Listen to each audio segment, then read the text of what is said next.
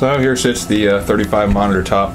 I'm mothballing it for a while until until I get some time to work on it. I have some other projects, an AC unit that needs to be converted over to a heat pump before winter's over. So anyway, buddy of mine helped me drop it in here. I did have some boards supporting it on the edges, but then I decided, what the hell, I'm just going to drop it right down in. So there it sits. It's running right now. It's got a charge of propane. The door latch is broken right now. Well, it's just rusted. There's a pin there that is pretty galled up. So I did a little spray last night. Was trying to work on it, get some of these screws loose so I could take this thing off and try to clean it up. But while I was working on it, I took the catch out, and makes it a little easier. It just kind of pops open right now. So there she's running right there. See, it's all pretty thoroughly frosted. The bottom never really frosts as rapidly as the rest of it, but it's also kind of the last part to frost, the last part to get refrigerant circulated in it. It comes in the back here, goes across the bottom up, does the middle shelf, and then comes across the bottom and up to the header there. So there's not really any insulation up in here right now. Most of that got tore out.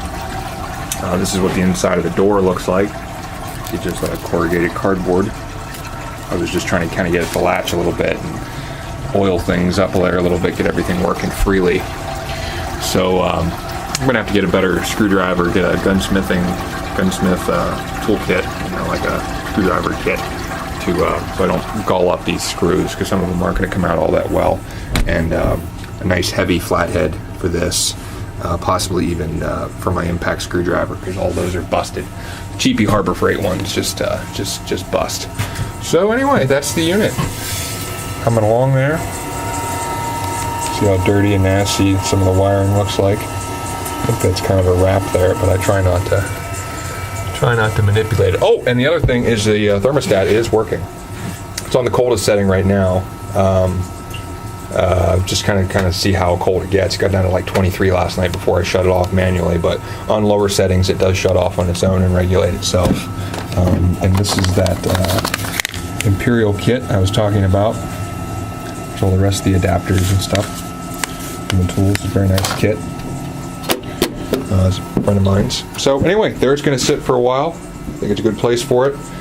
Here in a few weeks to a few months, I will tear into it. To get that top back out of there, my friend could help me pull it up out, but I'm actually thinking about trying to build a